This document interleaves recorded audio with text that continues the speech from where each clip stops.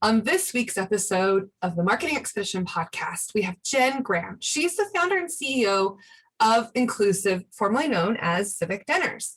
She is on a mission to design a more inclusive world. An activist, designer, and tech entrepreneur, civic tech entrepreneur, Jenn Graham is the founder and CEO of Inclusivv, bringing diverse voices together for conversations that matter. Since starting Inclusivv as a social experiment in Atlanta, Jenn has built a global team and a digital platform that has already enabled thousands of conversations around the world, both in person and virtual. Her clients range from Facebook to Coca-Cola, including beloved organizations such as the King Center, the Sierra Club, the Aspen Institute, and many more. Featured as a 2020 world-changing Women in Conscious Business by Conscious Media Company and recognized by the Atlanta Business Chronicle as Small Business Person of the Year, Rising Star in 2019, Jenn's work has also been recognized by President Obama and has received numerous awards for social impact and creative community engagement. You are in for a treat. She's got a lot of good information for us to glean. But first, I need to tell you about Misfit Markets. You can save up to 40% off of your regularly purchased grocery items, the produce that you would otherwise get. But in this case, it's just delicious shopping that's sent to your door. Sure, they might be a little misfit, but there's nothing wrong with them. They just maybe look a little funny. But you can use my link. Go to peppershock.com/offers, peppershock.com/offers, and get 40% off your shopping and even get a $25 credit to save $10 off your first Misfit Market order. So you'll get a credit over time. The more you use it, the more you can use the credit. But you'll get $10 off your first Misfit Market order. You can use your link to do it. You just click on the get the offer and you are about to save big time on produce that's shipped to your door. I love it. We get it every week. You can do it bi-weekly, you can do it monthly, you can pause it when you don't need it, if you're going to go on vacation or whatever. But it's helping fight food waste with organic produce and sustainably sourced groceries deliver right to your door. And you get to save up to 40% off grocery store prices and get $25 off total, $10 off your first order. Go to peppershock.com/offers and use that. And now it's time for the Marketing Expedition, marketing basic essentials that you need, the things that you need in order to help you build your brand and bottom line. Okay, so we were talking weekly about how we could engage and enhance and grow our business pages because we know we have to pay to play. What are some tactics we can take to help make that happen to where people will actually engage on your social media spaces? You're putting all this time and energy and effort and all the good things that you're doing on social media. What can you do to help increase that engagement, right? So we have found people love to see faces. They want to see you engaging with your clients, your employees, they love like featured clients or featured employees or things like that, right? When you include faces and photos in your social media posts, you get way more engagement than if you don't. And so we know this because you can also tag faces and you can share them and share alike, right? And we also know if we include our employees and we include a little bit about our culture and who we are and just share a little bit more into the day in the life of what it's like to work at your company or our company for whatever reason. But those are the types of posts that get more engagement. And I think it's because people want to see faces, they relate to faces, they want to be relatable, right? And so that is one reason I believe that if you can incorporate that into your social media strategy and plan, even if you're working remotely or from home, you know what, have people show what they're doing when they're working remotely, or, maybe there's a team Zoom meeting and you can show all the faces and people can wave, right? Those are the types of things that for whatever reason get way more engagement. And it's fun, and people like to see that you're having fun at work, that you're enjoying what you do. And so that is what I can tell you as a marketing essential moment. And now let's get into the interview with Jenn. Welcome to Peppershock Media's Marketing Expedition podcast, keeping you up to date with the latest in marketing and advertising. Now here's your host, Ray Allen.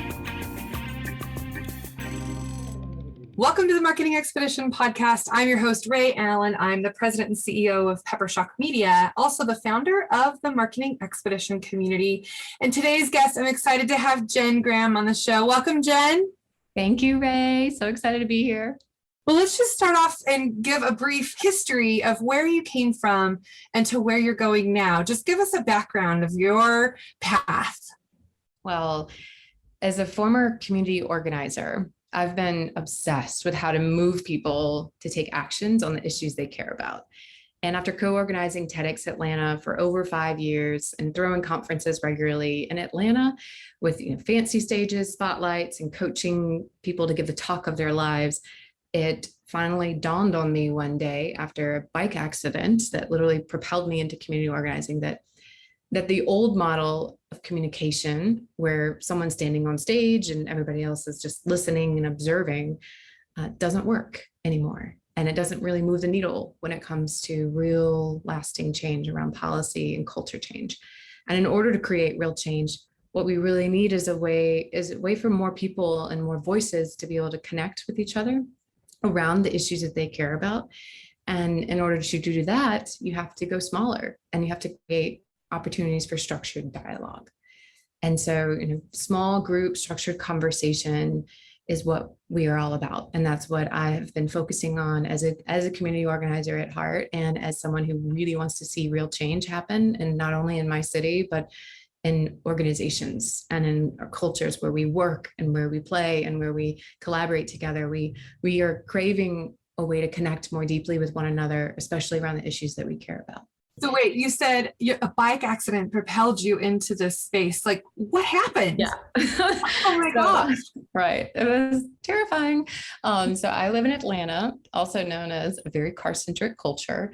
And I guess that happened in 2011. And I was biking on my way to work, hit a parallel grate, and I was lucky that I Supermaned over my handlebars. My bike front wheel got stuck in the grate. I went over, and thank God there were no cars behind me, because it was also one of the scariest streets in Atlanta to do that on. And it woke me up. I had fussed about Atlanta not being bike friendly, but I didn't do anything about it. I was just like, oh, someone else is going to solve that problem for me. I'm just going to, complain about it, but not really. I don't know what to do. So I didn't know really where to start. And so I immediately was connected. So someone recommended me to join the Atlanta Bicycle Coalition. And I was fired up, and I was like, hey, I've got these skills around organizing and design, put me to work. And they gave me this project. I helped rebrand it, and it blew up to become the largest open streets event in the country.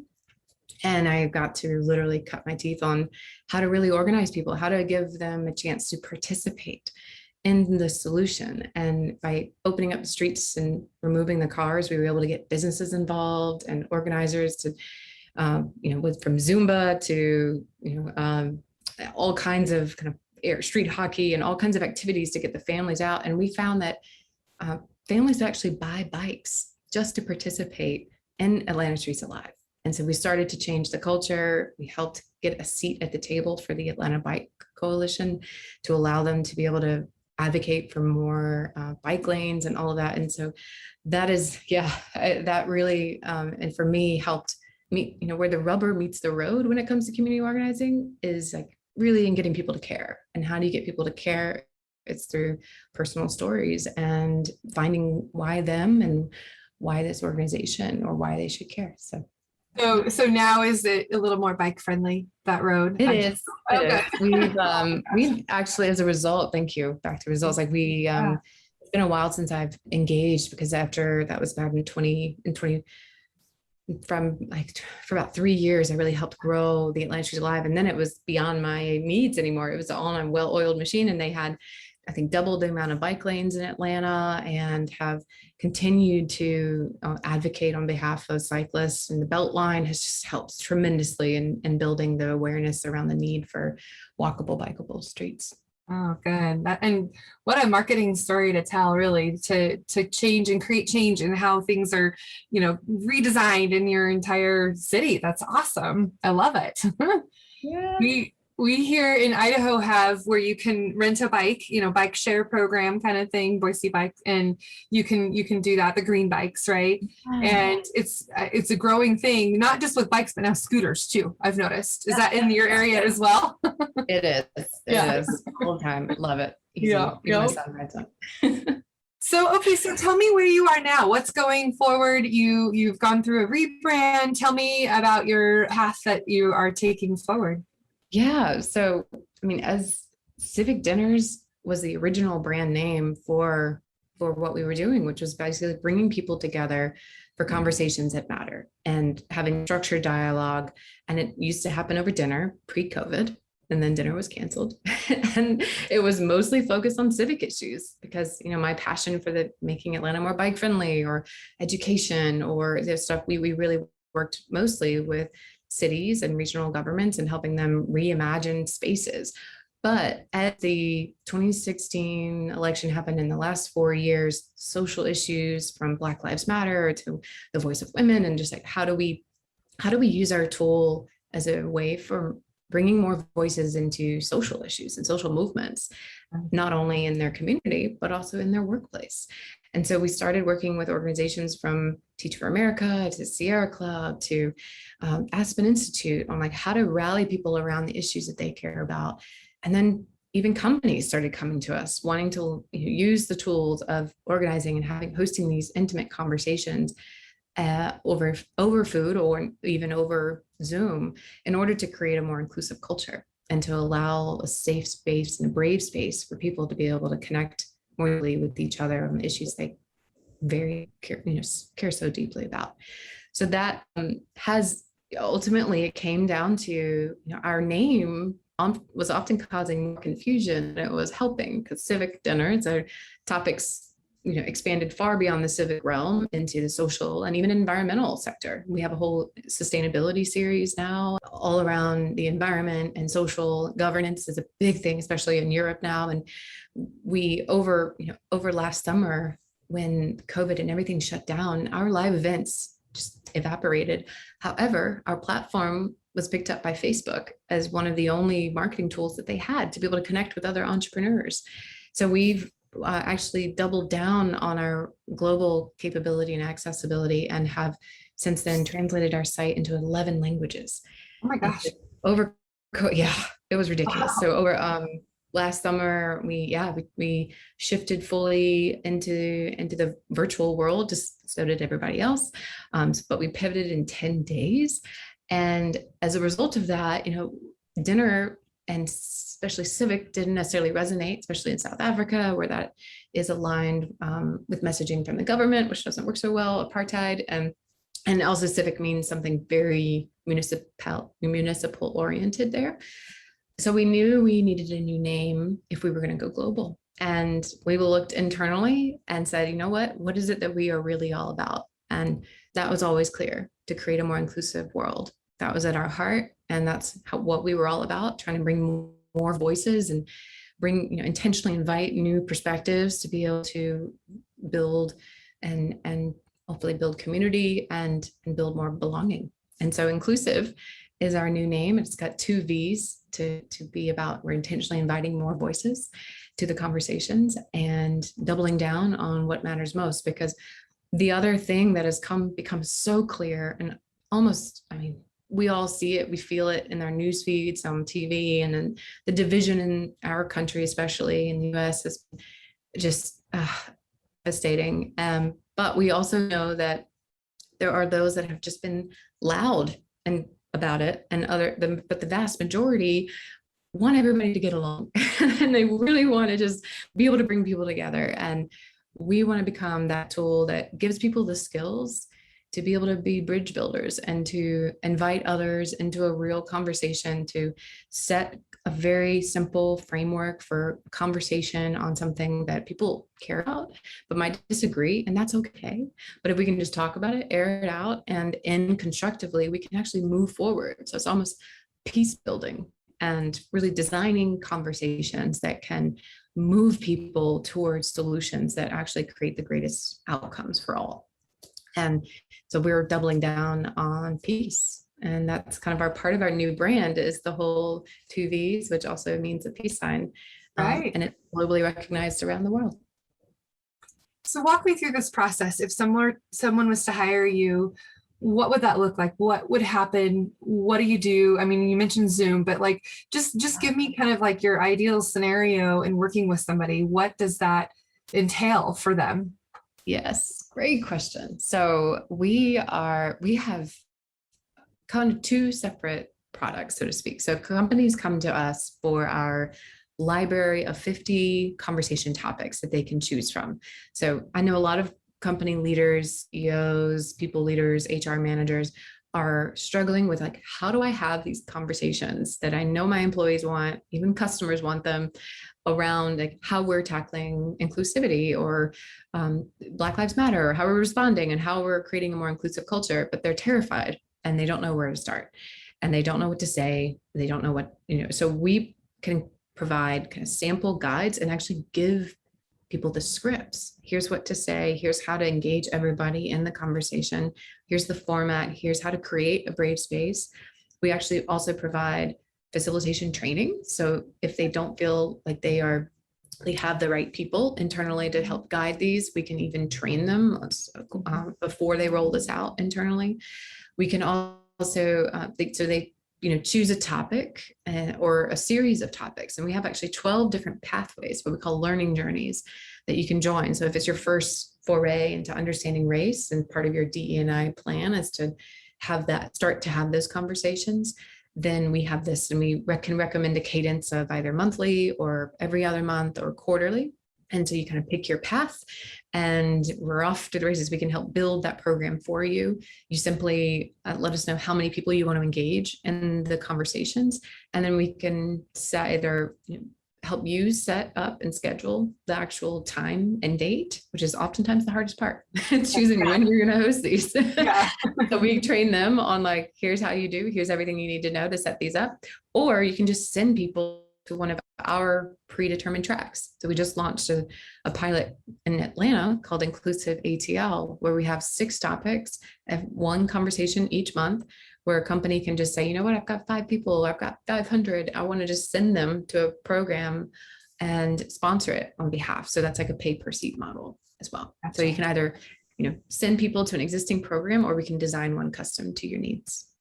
Right. And that seems like along the way of being able to continuously get people to be a part of this conversation on an ongoing basis. That's great. You got it. That's it. I mean, because that is my pet peeve is when, because I feel as a community organizer, when I was throwing TEDx Atlanta, it felt like we were throwing a wedding every 4 months. And it was so much work goes into that one event. And then poof, you never know what happens as a result. And that was like, you know what, this one-time event or putting all of your eggs into one event, but the real work comes into the continuous journey, and the follow-up is even more important than the inspiration. And so getting people to kind of hold themselves accountable is so easy to kind of just drift back into business as usual. And same thing for trainings. We're realizing that like town halls and even messages from the CEO, while well-intentioned, sometimes don't have the same impact because people can't grasp onto it or don't have a chance to participate or reflect on what that message means or how it impacts their daily behaviors or so on. So these programs that we design can complement those and complement summits. And oftentimes that's the way it kicks off. But this kind of continual engagement is so crucial to learning and development. And because we're on a marketing journey, and sometimes marketing is from within, right? Your brand and your culture start from the inside out, right? And so by doing these things, I mean, I think that it can make companies more attractive for recruitment purposes, for investor purposes, whatever. I mean, it seems like this is something that companies need, and maybe they don't even know that they need it yet. What would you say to somebody who maybe is thinking about the idea of hiring somebody like you, but maybe they don't know what they don't know yet, right? They don't know that they need something like this. What would you say to them? That's so good. I'd say I'd say I hear you. And there are a lot of priorities, especially for small business owners and entrepreneurs. I mean, there's fires everywhere. I will say though, it's been over a year since George Floyd was murdered, and people are watching and expecting change to actually happen. And if it's not just your employees or your team members, it's also your customers and your vendors and even investors if you have them. I mean, people are starting to watch and pay attention. And it's not only in the inclusive space, it's also going to also focus on sustainability. And so any of these key, like, huge pieces of I want to say almost mind shifts in how we think and operate, new operating systems can't just be dictated from the top. They actually have to be integrated into how we work. And you have to get buy-in from your teams on, hey, we're going to change this way because mobile is more eco-friendly than designing a PDF that has to be printed. These types of decisions you have to empower your people to be able to think differently. And to think differently, they have to be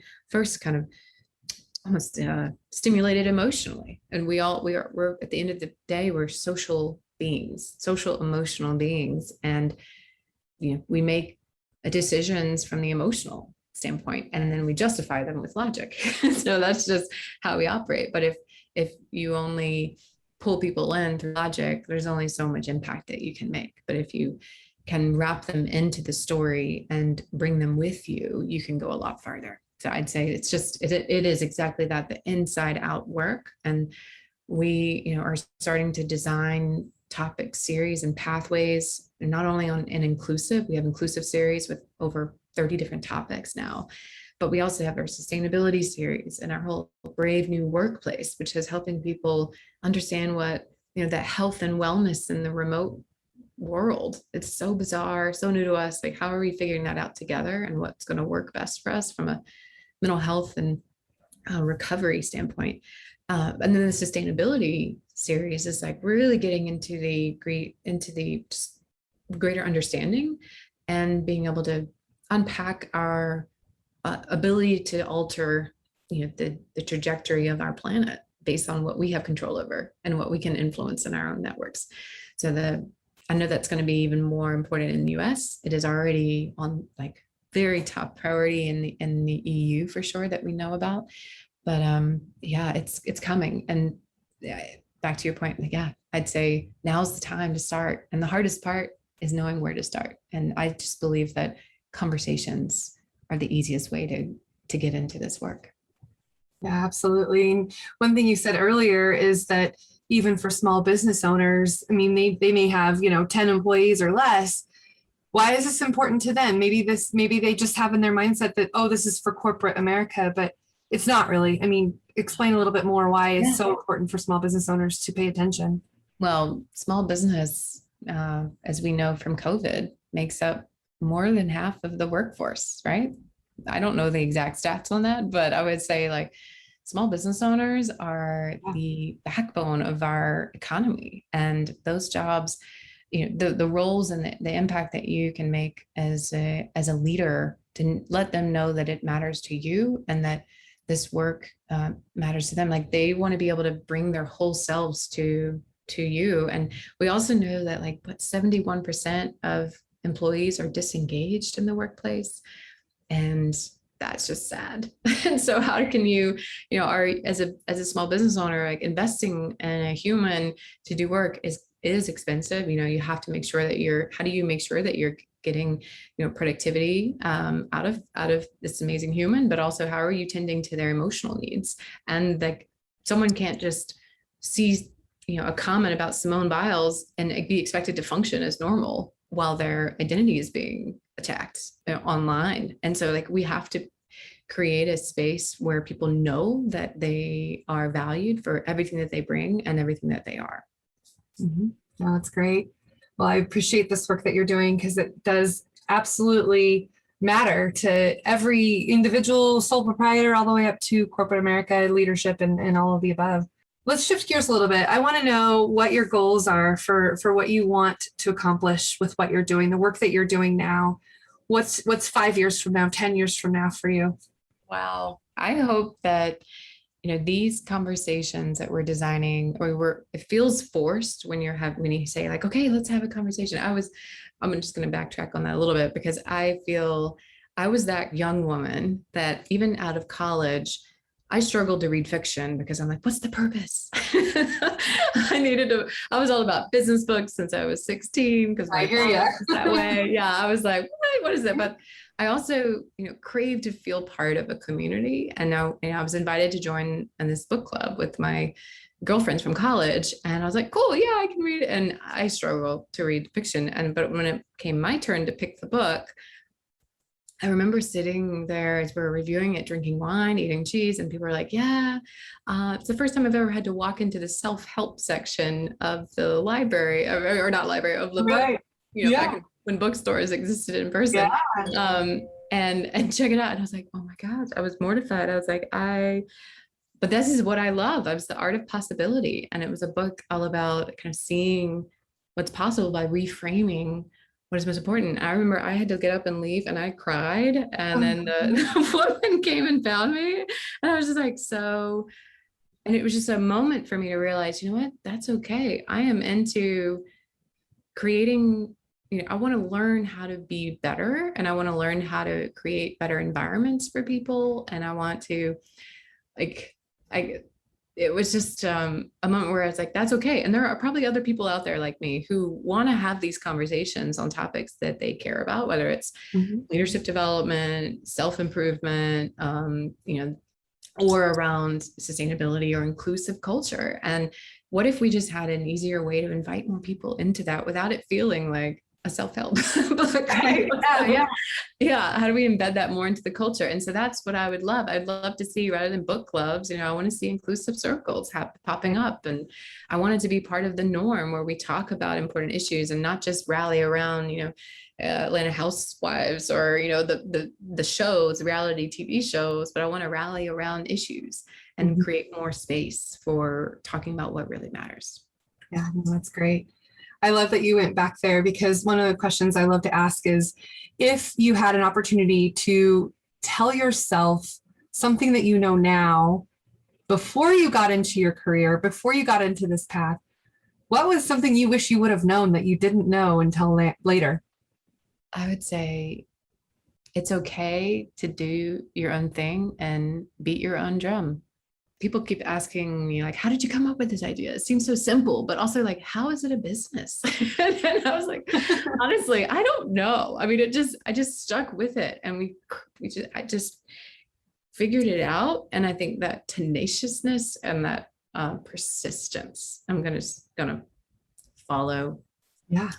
Warren, with Warren, like, be persistent and stick with it. And it might take longer than you think, but it's going to work. And if I feel like the stars have aligned.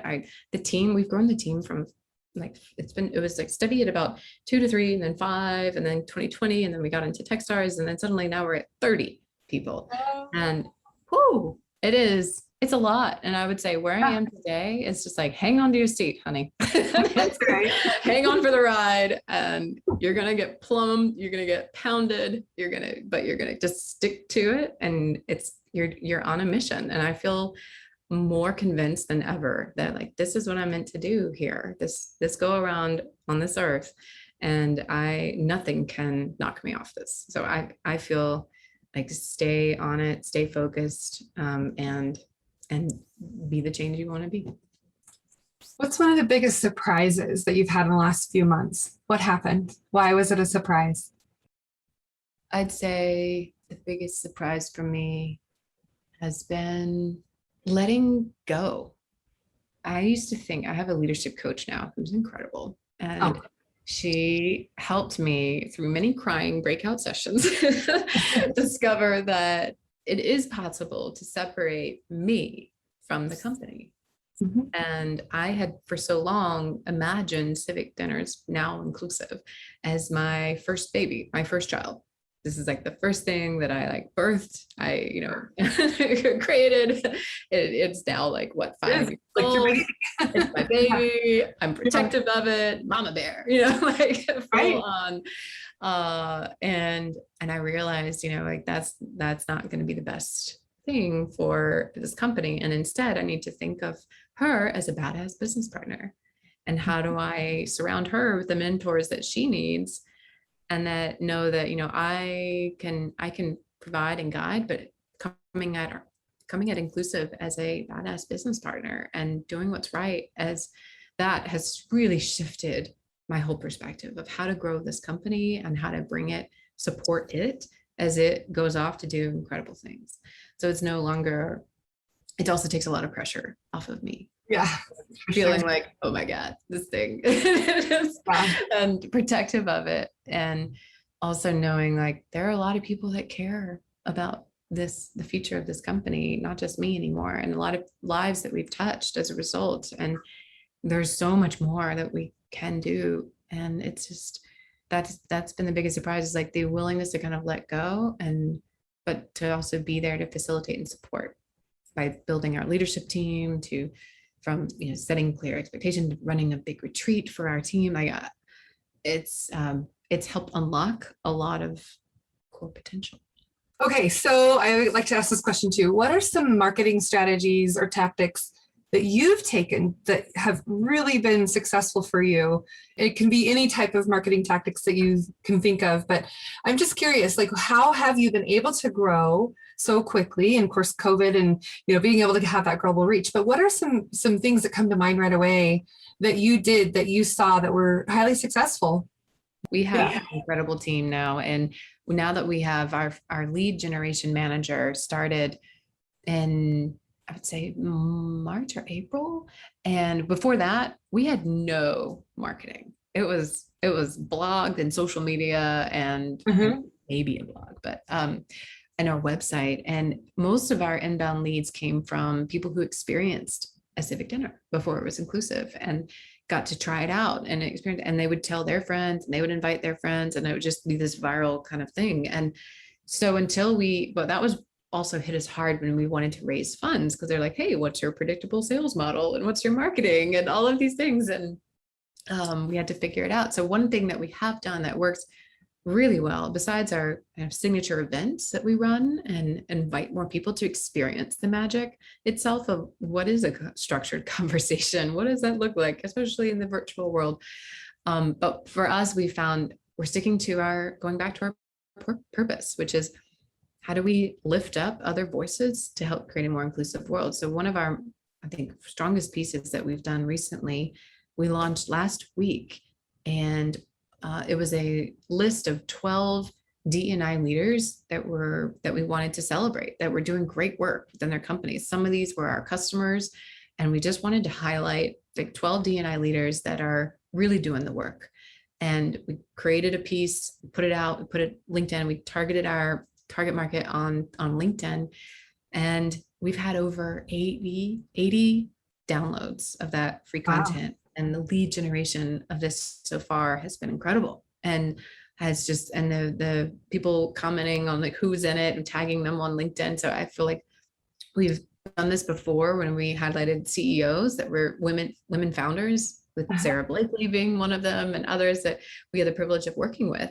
And it helped by like lifting them up. We got lifted up. And so it goes back to show what you, follow kind of your guide around how do you, if we are there to support others and lift others up, how do we demonstrate that in our marketing? And how do we live that principle in our marketing? And it's been working for us. Yeah, that sounds like a phenomenal tactic to take, and one you'll have to continue to do. Yes, we will. We absolutely will. Yes. Yeah, for sure. I love that. Okay, so what are some resources or podcasts or places you go to get more learning in your industry, kind of what's going on in the world? What do you do to keep yourself educated? I will say I'm old school, and besides I have 2 kids, so my spare time for learning and development, but I am still that girl that goes and reads real books. And so I love it. I've got these in front of me. But things like from customer success, like we're restructuring our team. So I'm learning all about customer success. I'm learning about copy in the workplace, so words that work in business. brand stories. I'm sure you may know of this, but in the marketing world, Story Brand has been, we just hired them recently to help us with our rebrand launch. And I've been embedding this into, I think I got their Business Made Simple, and even Marketing Made Simple. So I'm constantly just devouring books like my dad, and I'm going to end up with a full-on library. But I'm pretty old school. I admit that I'm behind on a lot of podcasts that I love, but I do rely on kind of key thought leaders. And I also take notes in my Moleskine, and then I try to teach it back to my leadership team, so that I feel like you don't really learn something until you have to explain it back in words. So it's been great to kind of teach back into my team and build that into our learning and development. Good. So wait, what's your reading routine? Are you an early riser? You read before work? What's your routine? I've got some books that I have a cute little setup outside with a lounge chair next to my favorite bookshelf. And sometimes if I just need a break, or if I've got, an hour or so and I need to think about something, it's typically when I have a problem that I need to solve, and I just scan, and sometimes a book comes to mind of like, hey, I remember reading something like that when we were trying to solve for our like sales drip campaign, a couple of old books, old school, like written in the 80s that were suddenly really relevant, because it's all about the principles. Sales doesn't change, psychology doesn't change. Go back to those that know it and lived it. And then also, I do love to browse. I mean, I'll take time sometimes during the weekend. Honestly, we'll have a sitter come in just so that I can have some uninterrupted think time. I don't encourage my team to do it over the weekend, but if you want to, go ahead. But like sometimes my days are so bombarded with requests and Slack and emails and response that I can't feel at my strategic best self. So I'd sometimes love to just like devour a book over a weekend by just scanning it, taking notes, and then immediately applying it to whatever I'm focused on in that moment. And that, I feel like I can get sparks of inspiration, and the application is what's most important. I feel like reading something and then not applying it is back to that reading a fiction book. It's like, what's the purpose? No, my best case scenario is a long road trip with an audiobook. I no longer called books on tape, by the way. I have to like an audiobook, not book on tape, but same thing though. I mean, just having kind of uninterrupted time and a long stretch of time that you can do that and take a trip somewhere and listen and learn and talk about it. And my husband and I are in the business together, so we oftentimes will pause it and talk about whatever it is. So, I will say I recently read the book Extreme Ownership. Actually, I listened to it, like you said. There you go. I went on some walks by myself, and wow, but I kept feeling the urge to take notes, so I would stop and make a note in the Audible. But yeah, and my husband and I were trading it, so of course, like we'd have to make sure we were still not too far ahead, because he'd have to skip back to where it was. But yeah, and it was great. I had our whole leadership team. Extreme Ownership. Okay, I'll have to check. Extreme Ownership. Okay. Really good. I will say it is heavily focused on like military-esque style leadership. So just come at that, take what you will, but it's still the same leadership principles that can help really find alignment and focus. I found it a very different perspective than I'm used to reading. Okay, so how can people get a hold of you or in touch with you if they're interested in something that you have to offer to them? Yes, I'd say reach out, come to inclusivv.co. So inclusivv.co and find us, or you can email me directly. We have Jenn, Jenn at inclusive.co. I mean, it would be incredible to talk to you. We're redoing our entire website in August. And so we'll hopefully have a brand new site very soon.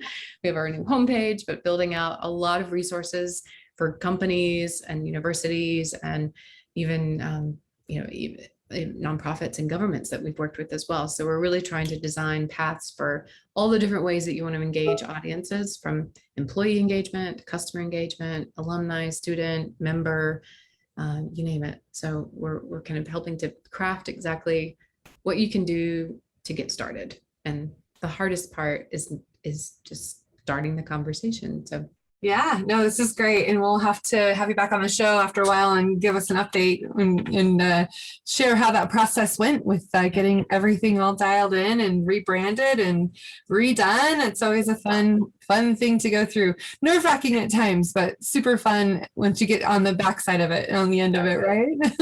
Yes, indeed. It has been, I'm crossing fingers. So far, so good. Smooth sailing. And I feel like it's because the name resonates so much more with what we were doing. And it's cleared up a lot of confusion, and it makes so much more sense for our customers to be able to talk about us internally as they try to resell and to build the support that we need to create the movement. Oh, that's so great.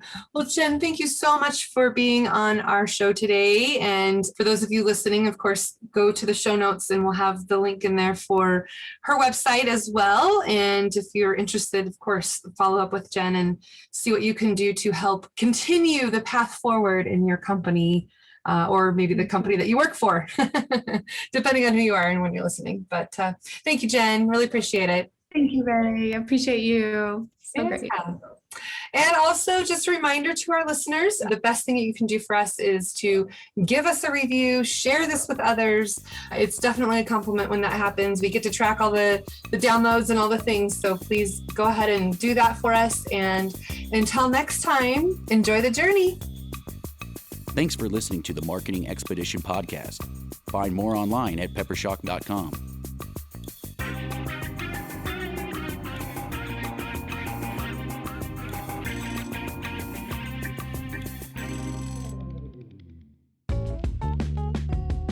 Wouldn't it be great if there was one place you can go to get all the latest information and tips about marketing and advertising? The Marketing Expedition community is that place. People like you gather in our online community to build relationships with others and find the latest marketing trends, tactics, tools, and technology. We help you build your brand and your bottom line. Start your adventure today. Visit themarketingexpedition.com to find out more.